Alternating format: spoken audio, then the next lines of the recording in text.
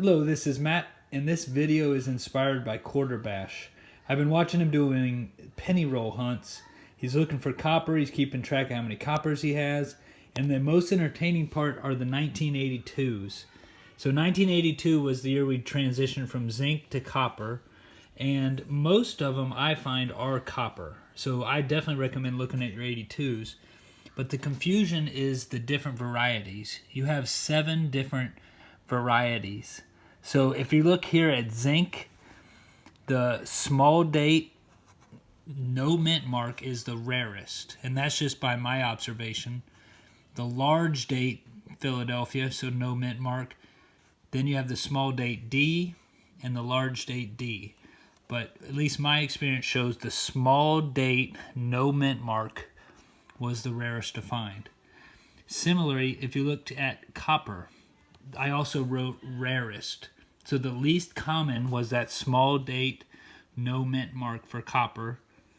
And then if you look at large date and large date D, those are regular.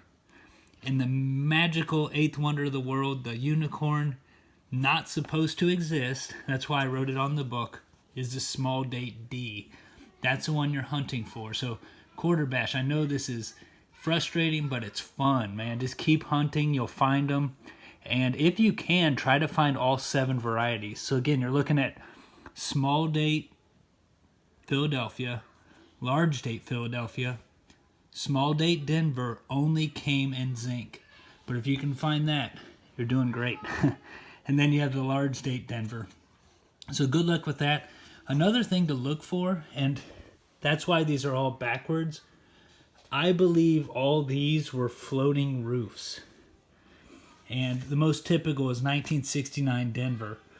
And I haven't confirmed it. This is just by, a 10x magnifier, a loop. If I saw any type of floating roof, I put them in here. But someday I'll go through with the microscope. So a floating roof means that it looks like the roof is floating. So again, it's just a fun thing to find. It happened most commonly in the 1969s. So I'm going to recommend also, there you go. So I created a spreadsheet just for my own good.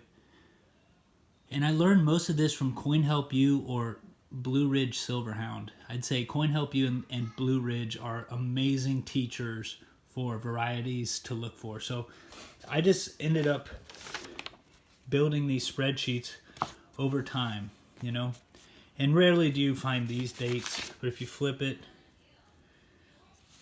these are just my notes as you're sorting. 1959 D, there's a rarity if you look for the D behind the 9. I've never found one. But most likely you're in the 60s. And there's just a ton of varieties to look for. And I've also decided, while I was searching, some of these I don't bother with. Like I found that it was so hard to find the actual coin.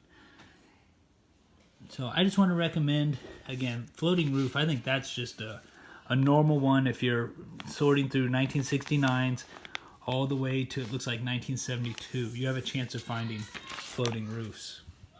And then even if you want to go to non-copper, so we're talking 82 and onward, there's a lot of different things. At 84, there was a double ear. Looks like there's a double ear also in 88. So just keep track of what you're trying to find, and it makes hunting so much more fun. But the main thing, I think, at this time is just those 82s. Just have fun with the 82s and really learn. And again, you're looking for that unicorn. So good luck. I'm tracking with you. I'm counting with you on those copper counts. So keep it up, and I'll see you guys next time.